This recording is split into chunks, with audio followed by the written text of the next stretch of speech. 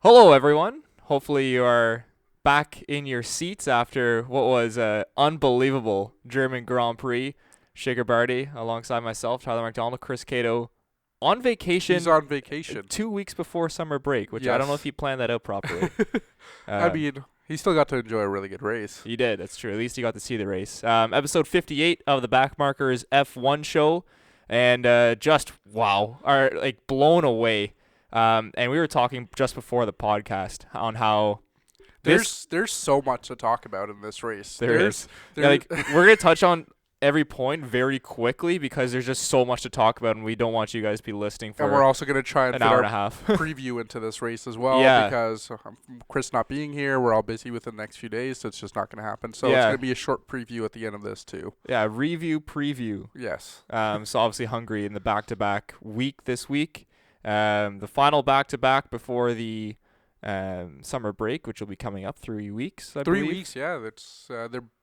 They start in August and come back in August. I only learned this last week. Yeah, that's okay. Yeah. Well, what can you do? But let's get first off with the German Grand Prix and just your initial thoughts, Shaker, because for me, as an F1 fan, this might be the best race I've ever seen. It's up there with Canada when Button won. Hands down, probably the best race I've seen because I only got into F1 like 2 years ago. That's true. But hands down, the best race I've seen. There was action, there was drama, like everything you wanted in a race, and we've not like all fans that I've been kind of complaining about the last few years. It was in this race. There was a lot of pit stops, a lot. Yeah. The entire team was involved, and it came out to be a really good race overall. I don't think I have any complaints about this race. I don't either. I can't think of one thing that I didn't like about this race because it did really have everything. It had the weather change, which was like right in the perfect area, right in the middle where it was maybe too dry or maybe too wet, but Mhm. it could be dry enough for dry tires, and it caught world champions out. It caught it caught Exactly. Lewis Hamilton out, and I mean, we want to see the drivers drive. We want to Yeah. see them, have who's the best driver on that day, who can manage their car the best, and it ended up being Max Verstappen. You say that day, but like those few seconds in every corner is what it came down to in this Yeah. race. That's they really need to concentrate and make sure that they follow the exact same turn as they did last time to make it all happen. Well, we saw, he put half a wheel off in Yeah. turn one, and Bottas is out of the race. Yeah, exactly. He did it fine, the first 60 or 52 times or 53 times, whatever the number was. Mhm. But just that one time, you get a little bit off, and he's out of the race with a wrecked Mercedes. Yeah, and Hulkenberg as well. Like there's Yeah. many people in this one. Charles Leclerc, like there's a lot of people. We'll try to go in chronological order. Okay. But we might get mixed up because there was just so much going on. But first, before we get into that, I want to go to you, the viewers. Is this the best race you've ever watched in your F1, I guess, watching career throughout Viewing career. throughout the time that you've been a fan of F1? Because for me, I think it is the best race. But if you have ones that you think are better, please let us know down in the comments below because we want to hear all of your ideas and see maybe we can rank, see where this ranks among greatest F1 races of all time. So let's start off first, Shaker, with the formation laps. Yeah. 3 of them, I believe, which Three. I think there was 3 or 4. and there's a lot of confusion before the race because usually this happens. We start the race under the safety car, Mm-hmm. and it's not a standing start like we saw. It's a safety car start, and they just take the laps off the Grand Prix, so it'd be starting on lap 4. Mm-hmm. They kind of did that. They just kind of shortened the Grand Prix from 64 laps to 61, I I believe. think it was 67 to 64. Was it? Oh, not? okay. Yeah. I think that that's could what be it it. was. Yeah. Which is fine because Yeah. it's the cars have to be Warm up. be weighed and Yeah. then Understandable. gas in there. But the drivers are heckling to Yeah. let's get let's racing. Let's just get to it. And it was an absolute shocking start from Red Bull. Both cars, I don't know if it was something wrong with their clutch system in the wet, but Verstappen and Gasly, both of them got Mhm. off to a horrid start. I mean, they had every car fly by them. Mm-hmm. I mean, Verstappen, I think, had this not the same issue, but an issue with that the last week, the last race as well. So, I don't think it was the same issue. I think they were saying it was more he just didn't get the grip. Obviously, Right. I think that's what it was compared to the other cars. So, but yeah, both Red Bulls happened to do it at the same time. Yeah. It just seems weird. They were the only ones that really had a really bad start. Mm-hmm. Well, I think Max Verstappen has proven that his bad starts don't equal to bad finishes. Well, no, they don't. Clearly, they don't.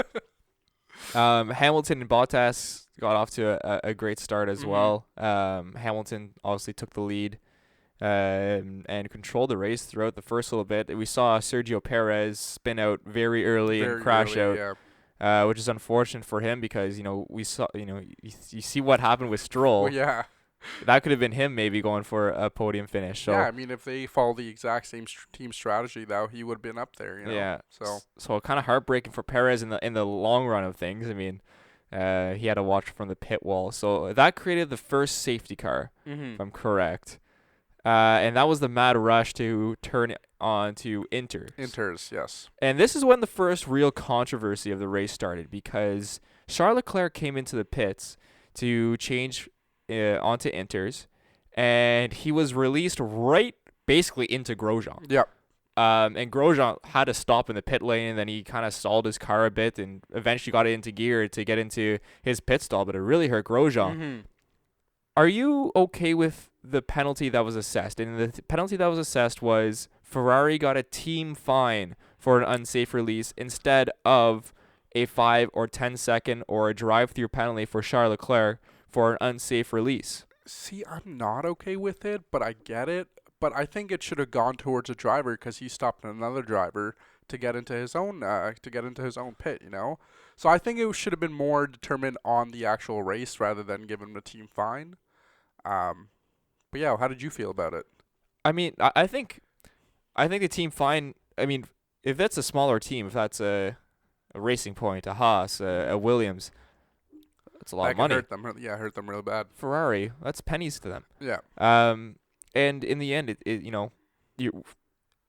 teams that are rich, Red Bull, Renault, Ferrari, Mercedes, if the stewards say, well, we're going to fine you if you do this, but they're getting a massive advantage of getting out and holding up their competitors, they'll throw out the money to get track position. Might as well, right? It has to be a penalty on the driver, in my opinion. It has to be a 5 or 10 second penalty there for Charles. And, it ruined Grosjean's track position, unfortunately for him.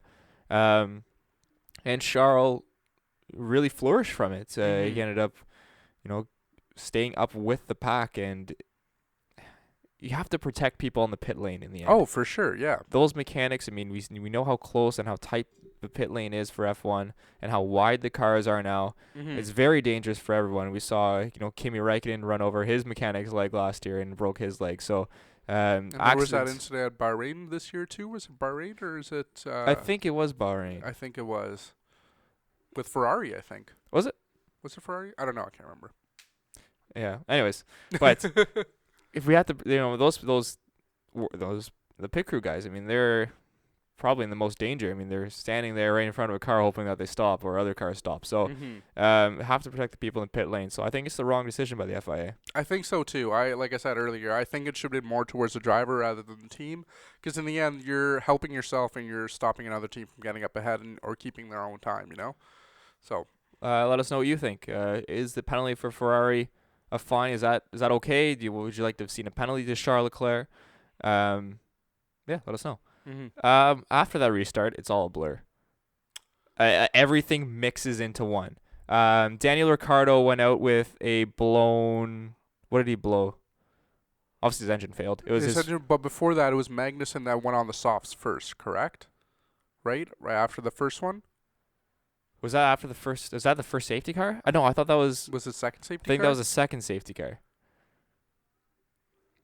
We should have honestly. We should have done something, but anyways, I don't know. Anyways, so Daniel Ricciardo. Well, if we're not in order, forgive us. There's way too much happening. There was we'll just cover the incidents we remember. Yeah, pretty much. Ricciardo's engine blows. Really unfortunate for him because Renault could have been on the flyer. in He was both. using his first engine. From Australia. Yeah. Yeah. So I mean, I mean, it really it kind doesn't of makes matter. sense Yeah. why it would go. So bad luck for Daniel. He was out of the race very early and kind of forgotten about throughout this whole race. And then we had a lot of stuff happen. I guess we can go to the strategy call for drivers to start on softs. Yeah, because it was Magnussen that went on it first. Yeah. Because I remember all the commentators saying that the drivers are probably wondering how Magnussen's doing on his Right. softs. And he's the craziest, so it makes sense why he would go on first. Yeah, he would be the first one to go do it, because that's when they were looking at things clearing up a little bit. Yeah. And then I think almost everybody went on medium as softs at this point. I think Charles Leclerc was the second one to go on. Yeah, Charles was on softs, and then I think Max went on mediums. Yes. And so did Hamilton went on softs. I think Hamilton did go on softs. I think Hamilton's Valtteri on went on softs. Yeah. On mediums, sorry. Oh, did he? I don't know. I think it was mediums. Anyways, slick tires. Different strategy. So Max spins. I don't know what happened first. I think it was Max doing the doing the 360 first. Yeah, which is crazy to think that he spins out during a race, middle of a race, not a spins out in the middle of the race, does a 360, gets back going. Obviously gets a new set of tires. I think he got inters. I think he went in right away for inters because that's when everything happened, and that's how he ended up being in first, I believe. Yeah. So he spins, which is a blessing in disguise for him. Yeah. And then Charles Leclerc just gets that a little bit of oversteer, and just a little bit. Goes right. Oh, first actually, this is how it got named the ice rink. Is that what they called it on the broadcast? I think they did call it on the ice rink. Yeah. It was Carlos Sainz went off first on inters. Oh, but he managed to keep his car running and everything, right? Yeah. Very well done for Sainz. It's very impressive because not a lot of people did. No. And so that happened. Then Charles Leclerc gets on the skating rink and hammers the wall on the side, and it looked for a second like there was no damage to the car. And that was immediately after the safety car had gone away? No, there was no safety car at this point. He was a safety. He ended up causing it. And there was no damage to the car either. No, he just couldn't move. He just got stuck in rocks. Yeah, he got stuck. Which I mean, maybe he should have fired it in reverse. Or I know reverse is hard to engage, and I mean he got swamped down in there. But oh man, I felt bad for the guy as soon as I saw it happen. Like, that is a rough few. I mean, he had a decent week last week, but like that is a rough few weeks of him racing. And he's so hard on himself. Oh yeah, he was Charles. visibly upset, and I don't think he can really blame himself at that point because like man, like what are you gonna do? It's just a bad corner. You just switch to brand new tires right after it. Yeah. So I don't know. It's a hard call to like just put it completely on Charles, but yeah, I feel for the guy, man. Like he definitely deserved a little more than that out of this race. Yeah, I know he did, and it just he had he could have had a win qualifying, and if his car didn't fail in Q3, like we would see him starting on podium and number one most likely. Yeah, most likely. Yeah. So that brings up the safety car, and Lewis Hamilton, here he comes, Lolly Dog coming through the corner. Catches a little bit of understeer as well, in the exact same spot. Just goes out, and then see you later. But he managed to have some momentum to keep the car going. I thought he was going to hit Leclerc's car for a second. I think he was too. Like it was close. I'm surprised that he managed to like keep his. Well, I mean, his car wasn't together, but like no. So he goes into the gravel, somehow keeps it going, keeps the momentum, but does damage half his front wing, and then proceeds to go backwards slightly, like not much, not like maybe a meter backwards is what I would say, and then proceed onto the pit lane on the wrong side of the ball. On the wrong side, yep, exactly, and then his team wasn't expecting it. Yeah, what a wild scene that was, eh? Oh my God, it was really interesting to see live from like that point, from like the camera's point of view, and then I just today watched the point of view of Lewis Hamilton just waiting there for 50 seconds. He's like, well, I can't do anything. It's like, But whatever. it's not the mechanic's fault because No, it's obviously not. They were not aware of the like incident. gave him 10 seconds to prepare. Yeah. And you know what? Like, it's still like good on them. They managed to do it as much as they could to make it happen. I think they weren't expecting anybody to come in the pits at that No. point. So the fact that they managed to managed to make everything happen in 50 seconds is pretty impressive on its Yeah. own.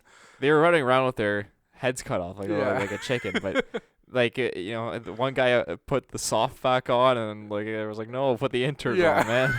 Yeah. So eventually they got the right tires on there and changed the front wing. Yeah. But that ended up giving Lewis Hamilton a 5-second penalty for failing to go on the wrong side of going the wrong side of the bollard, which honestly, like, I'm surprised he got off that light, because if you think of it, It could have been. I was expecting 10 seconds for that. or even a drive through, because if he has to go all the way back around the track like that, he's losing a crap ton of time. Oh, yeah. Like a stupid amount of time. So for him to only lose 5 seconds during that, he's going, whatever. Yeah, That's nothing. not a 5 big deal. seconds. I mean, it's a lot in racing time, but I mean, compared to what it could have been, it actually did matter in the end, right? Because he would have been able to, while he was waiting in the pit lanes for the fourth safety car. I think a few people passed him, and if he didn't have that 5-second penalty, he would have made it ahead of them, I think. Yeah, no, 100%. But I mean, it's not as bad as it could have been. I think exactly. because he could have been driving around, and not even have restarted fifth. He could have been starting last from that point. So yeah. Anyways, the restart, it had. I think Max is in first Max place was at in this. first. I think Valtteri in second. Yeah. And then I think at this point Albon's caught up. Albon was up there. I think he was at a third or fourth. Sainz was up there. I think Vettel was at Vettel was like 8th. Behind Pierre Gasly and 7th. I think Pierre Gasly was 7th. Yeah, something like that. In that order, Give or take. I think we have the top 3 right. Nico Hulkenberg crashed out at one point too. I think that was immediately after this safety car, right? Which would have cost the next safety car. Right. Right? Because there was no crashes afterwards. That sounds right. Anyways, yeah. Pierre Gasly crash? Yeah, that was later in the race, though. That was at the end. But was there a safety car No, for there that wasn't. one? No, right? No, because he just parked it in the side. Yes. Okay. So yeah, Hulkenberg, and like everyone, because Hulkenberg was up there in second or third, and then he got passed. Remember? I think at this point, I think he was third or fourth. Yeah. So he was up there, and you thought, oh, good for Nico. Like, yeah, he's gonna this do is it. him. This is finally German Grand Prix. It's gonna happen. And then he got demolished, and he just got passed by everyone, and then then he crashed, and got caught up by the skating rink once again. Lando Norris also retired somewhere in there. I think so too. I don't know when exactly that was. Anyways, he retired. Sucks for Lando. But he probably could have got it. Anyways, I'm saying everyone could have, if they didn't retire, would have got great points. But then in the end, like, they probably wouldn't have because there've been more cars. But anyway, so it's just tough to see Hulkenberg because you're like, oh, he deserves a podium, just couldn't get it done. Very close at his home Grand Prix, and then apparently he's raced there since he was a little kid. So yeah, second year in a row, a German crashes out in the wet. Same spot too. No, were you right? Yeah. No, Vettel was turn 8. You're right. I believe. But anyways, it could have been turn 6. I don't know. But it's a turn. It's the U-turn. The U-turn. I forget what it's called. It's the banking U-turn. So Hulkenberg crashes, and was that the point where Stroll took the gamble? Because Stroll had, I think, before that he had already gone on the softs before Hulkenberg crashed. No, he was on inters. Everyone was on inters. Then I'm pretty sure he got on the softs before the safety car was actually called. No, he went in when the safety car was called. Okay, for the restart, he was the only one on softs. Okay. Yeah, so like they were the only one to go in during the safety car, and kind of predicted like, oh, may as well make the chance. Yeah. And the commentators kind of joked, being like, oh, we have one risk taker, and they're like, oh, they may as well. He's last place. Like, yeah, it's behind the Williams. Like, why not? Give it a try. So Stroll goes onto the softs and then gets the luck of the gods, literally, because it stopped raining, and a dry line started to form a couple of laps later, which meant everyone was diving into the pits to change their to tires change their into tires. softs or mediums. And I think most of them went soft because there was like 10 laps left or something, Yeah. right? Yeah. I think everyone went softs because the mediums just obviously we saw from Max just didn't have the grip. No. So everyone went for softs, and lo and behold, it shakes the whole grid up. Oh and my you're just God. slowly seeing this pink car rise on top of it.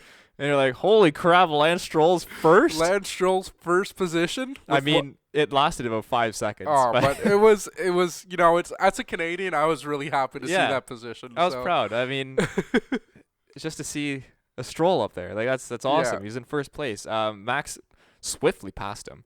I think Everyone. I don't think he laid a challenge to anybody.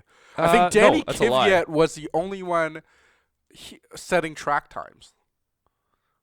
Setting lap times. I think at that point, after everybody had gone the softs, it was Max and Danny Kvyat battling back and forth for fastest lap. Yeah, for fastest lap, yeah.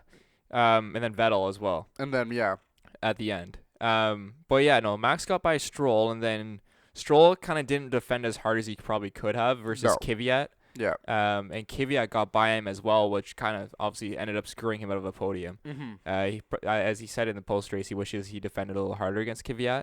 But I think the Toro Rosso had the pace. I think so. Compared to the Racing Point car. But then he did really well to keep Bottas behind him. Mm-hmm. I mean, Valtteri, they're both Mercedes cars with Mercedes engines. Obviously, the Racing Point not as aerodynamically upgraded as the Mercedes. The Mercedes is obviously the best. Mm-hmm. But Valtteri, with DRS, could not get by Stroll. No, he couldn't do it. Is that a concern for Toto Wolff? Knowing that Esteban's waiting in the wings, we saw this amazing start by Valtteri throughout the season, and it's kind of died off at this midpoint. And you're just seeing that, and you're like, this should be a very simple pass for the Mercedes. We saw how easy Vettel did at the end of the race. Why can't Valtteri in a Mercedes make that pass on Stroll?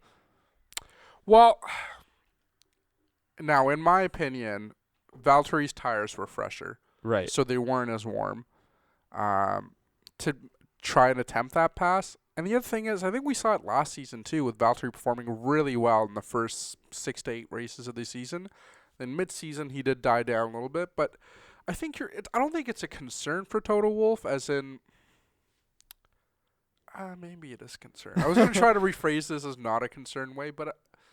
yeah, a little bit. I mean, he looked pretty pissed off at the end of after as soon as Valtteri crashed out too, and I think that's the angriest we've ever seen Toto Wolff. Yeah, I was gonna break another table again. Yeah, so Bottas has to recover in Hungary. I think so. I think that's not his last chance, but he's got to make an attempt to come back from his last few races there. And I say that, and he got second place in Silverstone. Yeah, so. I know. But you just think of things like Esteban's waiting in the wins. We thought that Valtteri had a 2-year contract, that he was was signed for next year, but he's not confirmed for next year for Mercedes. Oh no, really? Apparently. So it's kind of all up in the winds, where who knows what could happen. And then so he can't get past Stroll. And then, as we mentioned earlier in the podcast, he puts half a tire on, the wet part of turn one. I think inches, too. It wasn't even that much. I think it was just, maybe an inch onto the wet part. And bins it in the gone. wall. I think his car looked the worst to me compared to every other car that I saw. Yeah, he had the hardest impact, though, for sure. For sure. And, he could just, he was just so disappointed, and... he just sounded so sad, sadder than Charles, and Charles was sad. I mean, he just kind of, sorry guys, maybe it could have been avoided if he passed Stroll, and it might not have been. I mean, who knows? But it just, I mean, it could have been. He was probably trying to keep that speed to catch up to Stroll, right? Yeah. So probably could have been avoided, maybe, and probably could have got, second place. Mm-hmm. But yeah, unfortunate for Valtteri. And which saw the last safety car come out. Yeah. And at this point, Vettel's up in P4 because of that amazing little battle between, who was it? It was Sainz, Albon, Gasly, Kimi, and Vettel. There's 5 of them going at it. And there's a video on the F1's YouTube. of like the top 10 onboards, and it's number one's about 2 minutes long because it's just all 5 of their angles, and it was unbelievable racing, I have to check out wasn't that video. it? But like watching it live, it's just Oh, it was unbelievable. fantastic. It was, like I said, we have not seen this race like a race like this in a long No. time, and 5 cars going at it like that, following Yeah. each other around. Everyone's passing each other. I mean, Albon went from 4th to 8th in he like a dropped quarter down, and a half. Which also, I think Pierre Gasly was already out at this point, right? Yeah, he was already out at this No, point. he was still in. He was still in? Yeah. Okay. Well, okay, yeah. Yeah. I think you're right. But it was just wild. It was insane, and it's unfortunate what happened with Kimi's results at the end. But like he had a fantastic weekend of racing, and same with you, Carlos Sainz. I mean, he had a Carlos great Sainz. weekend, but Even though he again, there's another guy, Sainz, almost bins it in the wall, still finishes 5th. recovers somehow. And yeah. like he was like, he's like, it feels so good, but it's bittersweet. Doesn't feel as good because he knows a podium could have been his. It could have been his if that one incident didn't happen, and If he doesn't like go into the kind of gravel there, we're talking he could probably be either P2 or P3. Oh, absolutely. He had the pace all race. Mm-hmm. So it's so unfortunate to see that happen to Sainz. But yeah, the racing in that little bit, I mean, was just incredible. Yeah. It's nice to see that because we usually just see, racing between the top 3 or 4, maybe even 2. And then you don't really see the back end of the races. But this race kind of had it all. It's unfortunate we didn't get to see too much of the Williams cars. I think that's just the one aspect of this race we kind of missed out on. Yeah, we did a little bit. I want to get to a point here too, though. At this restart, Vettel's in P4. Mm-hmm. And we had a video that was very popular about a month ago on how, have Verstappen fans surpassed the Tifosi fans. Yeah. And the German fan. Yeah. It would be the German fans are being involved in my link to today's video, because we saw at the end of that race those two fan groups go right at each other to see who was the loudest, because we had Max fans who were screaming and yelling because their driver was first, and we had the German and Tifosi fans just backing Vettel to full force, trying to pass everyone, and he passes Stroll and he can hear the explosion in the crowd, and then he passes Kvyat and just the explosion erupts even more, and it's just we have those two fan groups going at each other. Max is killing it, and the Dutch fans are yelling, and you could just hear the atmosphere through the TV, and you're like, man, I wish I was there, because it would just be amazing. It would have been incredible. Well, everybody thought Vettel was out of this race. Yeah. Started in 20th place, man. Ended up second. And this is the first time we mentioned Vettel in this podcast, because we want to dedicate a little bit to him, because a slow start, but wow, what a finish for him. Something turned on, I guess, after qualifying, where he just didn't get to perform at all. Even during this first half of the race, he wasn't in it. He wasn't. And then whatever happened after the second safety car, everything that he did just worked perfectly and completely in sync. His team really helped him out with all the pit stops. I mean, they only had one driver to really worry about in the second half, which made it a little bit easier. But just incredible team strategy, just amazing drive for Vettel, throughout the entire thing. I don't think he made one wrong step. No, I don't think he did. It was really fantastic to watch him come through, and you kind of wish there was maybe 3-4 laps left, because how awesome would a battle would have been between Vettel and Verstappen for the race win, with those two would have been amazing incredible fan groups going at it. It would have been an awesome atmosphere, but everyone ended up very happy. Of course, at the end of the race, Pierre Gasly crashed out, ran into the back of Albon, who kind of moved in front of him, but not really. No. Gasly's basically cut a tire down, got front wing damage, and sailed it right to the barricades, and kind of stopped before he hit anything, which is good for at least. Good for his car. Yeah, and good for his body as well. Yes, it's true. You got to remember he is in there. But disappointing again for Gasly. A race where his teammate dominates and wins the race, and he was going to finish probably P6, P7 if he didn't crash out, but lots of points. He crashed out. And again, we see another failed race by Gasly, and it's getting to a cutting point with him where, if you're Christian Horner, you have to have faith in him. But this is the Max Verstappen show at Red Bull.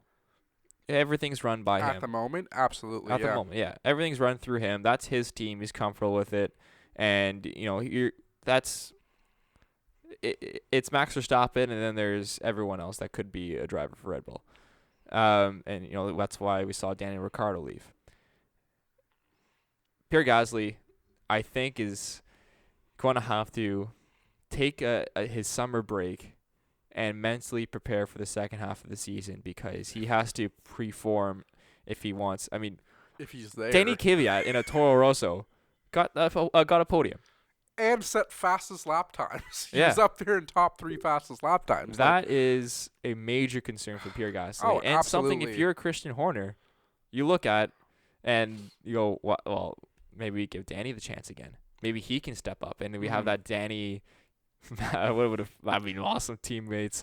Danny and Max as teammates. Wow, would that be great for F1? It would be some really good entertainment throughout the races. And for we've sure. been impressed with Danny throughout this whole season. I mean, you especially, because we've heard a lot last year about Danny Kvyat before he was even in that. I told him that Danny Kvyat, you gotta come back, man. And look at that. He's what a great week for Just him. had a Podium, kid, so- had a kid the day before the race. Yes. So Podium, awesome. He's got a lot to take away for this weekend. Yeah. On Pierre Gasly, would we see Red Bull second in constructors if Pierre Gasly was getting those points? No. No? I think we No. would, though. You think you would? If You could say the same thing though if Ferrari didn't have their strategic problems. I'm specifically talking about Red Bull. Keep all the points that Red Bull. Like if you're saying with if Danny Rick was in Gasly's seat. Yeah, pretty much. Any other driver. It'd be pretty close. Do you have the construction standings up? Yeah, I can pull it up. We'll put the construction standings up to see where everyone's at. Yeah, I don't know. It'd be Because Max Verstappen is now about, I think, 21 or 22 points away from Valtteri Bottas in second. Yeah, he's in third right now, Max, and So Red it's impressive. So Mercedes has 409, not catching up to them, it's not whatever. happening. They have the title. Ferrari has 261, and then Red Bull has 217. Think of all the instances. 50 points. It'd Think be of- close. It'd be much closer for second. I think it would be much closer for sure. But yeah, like think of all the there's been 10 races, 11 races, 10 or 11 races. I think it's 10.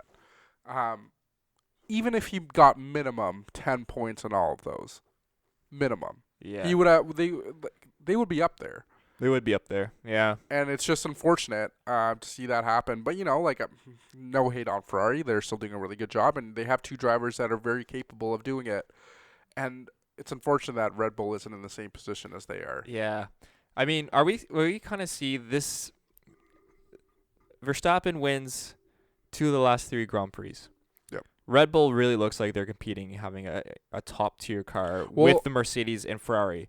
Is this the kind of tipping point for Red Bull and Max, where now they can fight and now they can go for race wins and lead this into next year? Because we're really seeing them go over the edge here and having fantastic races and really succeeding well together. And this could be the start of what could be a world championship campaign for Max Verstappen in 2020. Or 2020. Absolutely, because I don't know if you saw Max's stats in the last 20 races today. He has been top 5 in the last 20 races since last year. That's an unbelievable statistic. Not lower than P5, and he has not crashed out, hasn't had a DNF. He's just been so consistent since Monaco last year. Consistently good driver. So I think it is. Red Bull's definitely on. They have a driver that could win. They know it. They have it. They just signed a new contract with Honda. They know they're gonna have the same engine for the next few years, and an engine manufacturer that works with them and lets them do what they want with their car. So I think that's going to play a huge plus, and I think that's why we've seen such a big rise in Red Bull this year, because even though we haven't seen Pierre Gasly perform, we've seen Max Verstappen perform every single race. Beyond expectations. Yes, absolutely. So I think you're right. I think this is a huge start for Red Bull. I mean, I think we saw it a few years ago when Max originally started racing for them. He had huge potential, and I think he's finally starting to show it in the last year. Yeah, I think he's really showing his mature driving side. We saw the Absolutely. teenager Max Yes. Verstappen years before, but this, 20-year-old now, or in his 20s, He's 21 Max or Verstappen, 22, something like that. something like that. We're seeing the mature Max Verstappen come through, and we're seeing the relationship of Red Bull and Max flourish, and it's just seamless right now. And honestly, if they keep up this development rate and this teamwork through the whole crew, from Christian to Max through the whole Red Bull squad, I mean, they set a world record pit stop not too, was it last Two times week? in a row, and they set another one Yeah. this week. It was Did they? 0.3 of a seconds faster. Holy jeez. So, Yeah. I mean, I think the last one was 0.191, Yeah. and I think this one was 0.188. holy crap. So there, again, everyone at Red Bull's performing. If they keep this consistency up, they challenge Mercedes next year Absolutely. or at least Max challenges Lewis next year for the Drivers' World I Championship. think it's going to be a big competition between, well, even if you include Charles Leclerc and Vettel, like include any other drivers in that race, in that series next year, we're going to see some very exciting racing for the next few years. And you kind of wish that, everyone had this pace at the beginning of the year, Mm-hmm. because we wouldn't have seen Mercedes run away with this title, because it just how they started the season. It was perfection from Mercedes. If the season started in Canada and France, and we had this kind of everyone's everywhere, Mm-hmm. and Red Bull's performing and Ferrari's slowly getting there,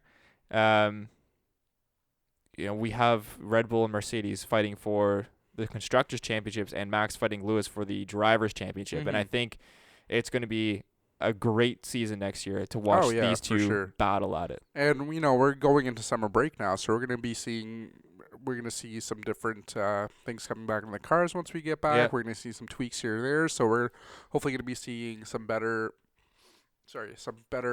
driving overall from these cars. So it's it's a lot to look forward to for this later half of the season. 100%. So saying that, we'll just quickly run through the top 5, and kudos to everyone. So Max Verstappen first, fantastic race, does a 316, wins. Vettel P2. P second. Goes from 20th place to second in one of probably his greatest drives in his career, and kind of fitting that he was the first man to get Toro Rosso a podium, and he's on the podium as well. It was a really Red Bull feel up there because of what Seb did, and then now Danny Kvyat gets If he Toro never Rosso's. wins at Hockenheim, this is going to be the moment he's going to remember. He went from 20th to second place, so Yeah, he's 100%. He still got that to look forward to. It was a very cool kind of Red Bull trio up there, because Yeah. obviously, like as I said, Vettel Vettel's- gets the first podium for Toro Rosso. Kvyat gets the second up there, and Max wins. Yeah. And then kudos to 4th and 5th. Lance Stroll in 4th, and Racing Point with the best strategy call so far of the season. That got them, fantastic points. They weren't going to point, and they got 4th place, so close to a podium. It's got to be his best finish in the last 2 years, I want to say. Yeah, since Baku. Yeah. Since Baku when he Yeah. got 3rd. And then 5th place, unfortunate for McLaren, because they probably could have got a podium. Mm-hmm. But Carlos Sainz with a beautiful drive as well, and he's just been, again, another driver that's so consistent, and I've been so impressed with this year. Same. Just McLaren overall. Lando Norris has some tough times here and there, but Yeah. just overall, Carlos Sainz has done a great job stepping up. So there's your top 5 for the German Grand Prix. Let us know your thoughts about the Grand Prix down in the comments below. And what was a fantastic race. We'll hopefully see many more of those for races to come. Shall we do our preview? Yeah, we'll do a quick preview. Let's do our quick preview of Hungary, which is next week. Hungary. Yeah, it's this weekend. That's right. Sorry, this week. It's back-to-back. We kind of touched on it, I guess, if this form continues for Red Bull. But just your thoughts, Shaker, of what's going into Hungary. Mercedes looking to bounce back, of course. Ferrari looking to kind of bounce back and get their first win of the season. Remember, Ferrari hasn't won a race this season. No, they haven't. And they're still second in constructors. They've been kind of up there. Red Bull and Max Verstappen in general is the only person to beat Red Bull in the last Beat year. Mercedes. Mercedes, sorry. Yeah. Since Austria of last year. He's the only Is driver it to have. Austria of last year? That's I how think long it's it's been? Austria of last year because he also won at Austria of last year. Oh, I thought Ferrari. I guess no. I guess they didn't win one at the latter parts of the last season. No, Kimi won in USA. Kimi won in USA. Okay, okay, then the stat I read is Yeah, wrong. that's okay. Kimi did win in USA. Who can forget Kimi winning? That's true. But what should be an interesting race in Hungary. Obviously, the race before the summer break. I think Ferrari has a good chance to Yeah. have a good comeback for this race. Just looking at the track really quickly, I think this here. I think this track suits Ferrari a little bit more. See, I think. I mean, Mercedes can hit any track and they'll still win it, but See, I think this is more of a Red Bull Mercedes track. Personally, there's only one Okay. long straight for the Ferrari to really challenge on. And we know them for being. that's true. But like, if you look at some of the turns, yeah, okay, never mind. I was looking at just the right side, and that's not as bad for turns. But yeah, okay. I think it's going to be another Red Bull Mercedes fight for Hungary, and it's going to be an interesting one. I think you're going to see Mercedes wanting to set their foot back on a chokehold on the rest of the field, Mm-hmm. and you're going to want Red Bull. Well, you're going to want Max to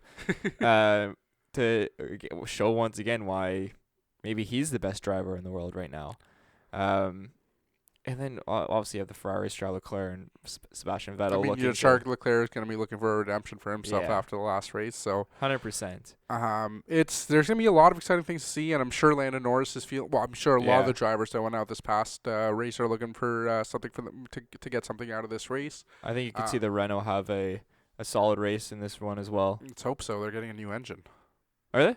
Well, I guess one of his engines is gone, right? They're only left Oh, 3 engine changes. Ricardo will be getting a new engine, Yeah, for Ricardo sure. will be getting a new engine. Or at least, well, I think it's a used second engine. I think they went back to the I first think they engine. back to the first. Yeah, I think you're right. But anyways, it's a newer engine. It's not one that's going to explode, hopefully. Hopefully. And then, I mean, I really hope Racing Point is looking to build on after what they did this week. I hope it's going to so. be a little bit more difficult. Not their style of No, racetrack. for sure. But I mean, Lance Stroll has some positives to look at after the last race, and continue going on. And Perez probably feels left out after his Yeah. teammate getting fourth and him being the first one out in the first few laps. I mean, no fault of his own. Well, it is. I mean, you got a little too oh, horny on the power yes. and spun it. Yeah, that's true. So yeah, I don't know. It should be a very overall good race. I guess we can talk about some few track details. Yeah, so obviously the one really long straight on the front stretch, which is really the only main straight. Is it the only I think DRS? it's the only DRS zone. Yeah. I think there's only one DRS zone in Hungary. Yep. A lot of medium speed turns. Yeah. High and medium speed turns at Hungary. And it's a great track, the Hungaroring. It's a fantastic track to race on F1 games, at least. I mean, I've never done it personally. But on the F1 games, it's fun to race on. And, I can imagine, yeah. Always provides, good racing. I think it's another one of those smaller, not smaller, but tighter tracks like Hockenheim, where tougher to overtake, but also is good for tight racing. Okay. Should be interesting. I find so. It'll be a fun race and hopefully we see another great. I mean, it's gonna take a lot to top Germany, so fans don't get disappointed if it's not another Germany race. It's one of the few good races we've had in a long time. If you stall for a second, I will look up the weather report in Okay, Hungary. I can look it up right now. Okay, I'll stall. But yeah, anyways. No, it's okay. Yeah, I you got it. Yeah, okay. So overall, this the track was built in 1986. So you're pulling all the facts. yeah, I just got to do something. But yeah, so over there's gonna be 70 laps of racing. Hopefully, there's no rain to stop to take away some laps from it, and then yeah. Well, I'm hoping that it can have some dynamic weather. That's true. Hope to see some differences. I mean, hopefully we're over the heat and we get some rain. That's a tough name to spell. Magyarod. Magyar. No, it's Magyo. Oh, ROD. Yeah, you're right. You got it. Did you have it on there? Yeah, I did. Oh, whatever. That's what I was looking for. No, I'm just totally guessing. Oh, this is fun. So rain on Friday for practice. Qualifying could have a little bit of a wet spell. It's supposed to be a thunderstorm 40% chance on Saturday. 25 degrees. It's gonna be nice temperature-wise. Sunday, sunshine, 20% chance of rain. Ooh. But Monday, there's supposed to be rain. So maybe the rain from Monday goes to Sunday. We could see another wet, dry race. But well, I mean, that should still be interesting because if it will shake up qualifying if there is rain. Qualifying, yeah, it will shake it up if we see other players start in the podium, and see teams like Mercedes and Ferrari start a little bit further back. It could make for an interesting race come Sunday. It could, and there won't be much practice time in the dry as well. No. So these teams won't have the full setup figured out. So that's another thing to play on as well. How much running are you actually going to see on Friday in the wet weather? And what's the degrees on Sunday?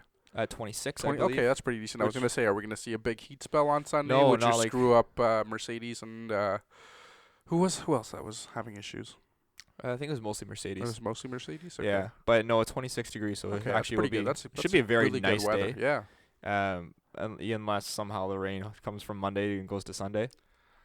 But looks like a dry race in Hungary, but maybe with a lot of wet running throughout the weekend. So setups could be interesting. They'll have a lot of, if it's wet, they'll have every tire to select from. They'll have lots of tires throughout the race, so we could kind of see some different strategies play out through there. And yeah, I mean, that's kind of the main spot of Hungary. Shall we get into predictions? Sure. I'm more sorry. I just gotta add. Oh yeah. I'm very excited to see the Dutch fans out of this because all I've heard from the comments is all like this is a race that everybody shows up for. Yeah. So I'm hopefully sea of orange. Sea of orange. We've seen it the last few races, so this is gonna be hopefully a bigger one. So I hear. So I guess after what? Oh, I guess we didn't mention this in the podcast about what we were talking about. Dutch fans versus German. No, I guess we did. We did talk about that. There's something that okay, whatever. We did Anyways, talk about that. okay. That's okay. That's okay. It's been a longer podcast, I think. I think we're close to like an hour. Yeah. Okay. Sorry. Predictions. Go ahead. Obviously, it was hard to predict last race. I believe you and Chris actually got it right though. Instead of Verstappen. I never looked back, but I think we both said Max Verstappen first and Vettel second. If you guys did, that's impressive. I think. I can't remember though. I'm gonna go in this race. Lewis Hamilton first. Okay. Max Verstappen second. Okay. Valtteri Bottas third. So Mercedes 1-3. Max splitting the Mercs. Okay. And surprise driver dark horse. Is gonna be Carlos Sainz. Okay. I think he's looking for a little bit, not revenge, but a missed opportunity. Okay. I think Carlos Sainz would have been my dark horse too. Oh, jeez. But I'm gonna choose somebody different just okay. to keep it a little spicy. I'm gonna go Max Verstappen first because what I've noticed is when the Dutch fans show up, they show up. And Max shows up. Yeah. So I'm gonna go with him for first, and then I'm gonna go Lewis Hamilton second. Yeah. And then I'm going to go Vettel third. Yeah. Keeps up his good form. Had one of his best races this season. Well, I guess technically in the past year. Yeah. So yeah, I think he's going to be he's going to have a good race for this one. All right. But like we said, this might not be one of Ferrari's races, so you never know though. After last week, yeah, never quite know. Any final? And then I guess my you're sorry. My dark horse. I think I'm gonna go with Hülkenberg. Oh, I think so. Yeah. Okay. I think we could see some. I think we've talked about Hülkenberg for so long. And he just nothing ever comes out of it. So I'm hoping this one time it happens. He had a really good drive the last race. Bar the incident. If that incident didn't happen, I'm sure we would have seen him up in the top 5. Yeah, for sure. So I think he'll continue his performance, and I think he's got a little bit to show to the German fans that were kind of had to come out and see his race, but it should be good. Should be good. That's who I'm going with. Let us know your predictions down in the comments below, and your, I guess, breakthrough driver, dark horse driver that could come out and surprise everyone. Everyone should have said Lance Stroll last week. Yeah. Did they or actually? Danny Kvyat. No, they should have though. Oh, okay. But wow, I good guess predictions. not. Yeah. That would be very impressive. Any final thoughts, Shaker? I guess we're no. I was just gonna say. I guess we're not gonna be technically after the next episode. We're not gonna be back for a month. Yeah, well, We'll still we're try to get hopefully some gonna have some content to content up fill. here. Yeah, hopefully we'll have some content to fill the summer break and keep you guys involved in We're F1. gonna hopefully go karting. Yeah, That's we get some fun footage of that. And hopefully we can start our power rankings for the last part of the season. I know we've been kind of teasing that the last couple of weeks. We're still trying to figure out a scoring system that works for everyone that we think is fair, unlike the F1 one. We can technically come back with it, I guess. We could come back with it after the summer break, and then we Yeah. can work out the 2 weeks. We could. But this is a discussion to have with Chris. But yes, we Fair enough. we're deciding for him. And we'll also try to keep you updated with all the summer transfer news and rumors coming from the world of F1 during the summer break. Of course, we never quite know. Summer break's always kind of rumor central, so we'll keep you updated with some news and rumors. Yeah, because we haven't seen anything for next year. I don't think. It's been very quiet as the last few weeks. So- Since we had our silly season video, it's been quiet. Yeah. So, I guess it makes sense. So yeah, I guess, is that it for you? I think that is it. All right. So Chris will be back next week off from vacation for the recap of the Hungarian Grand Prix. Make sure you join us, and of course, enjoy the Hungarian Grand Prix. Don't forget to like the video if you really like the video. You probably should do that. Yeah. But most importantly, subscribe. We're so close to our goal of getting before the summer break of 1,000. I think last time we checked, we were at 975. Yeah, 976. I think you said. 976. So we're 14 away. No, sorry, 76. 24 away. 24 away. 24 away. It was so close to getting our goal of 1,000, by the summer break. So if you guys could just do us a huge solid, help us, try to grow this podcast, hit the subscribe button down below. Share with all your friends that are, of course, interested in F1 or want to get into F1. And we're hoping to kind of bring this community along and enjoy F1 and experience the fantastic races with you guys. So make sure you get that done. And, of course, let us know any questions or comments that you have down in the comments section below. Good to go? Yep. Good to go. All right. We will see you after the Hungarian Grand Prix for our recap. Bye for now. Thank you. Bye.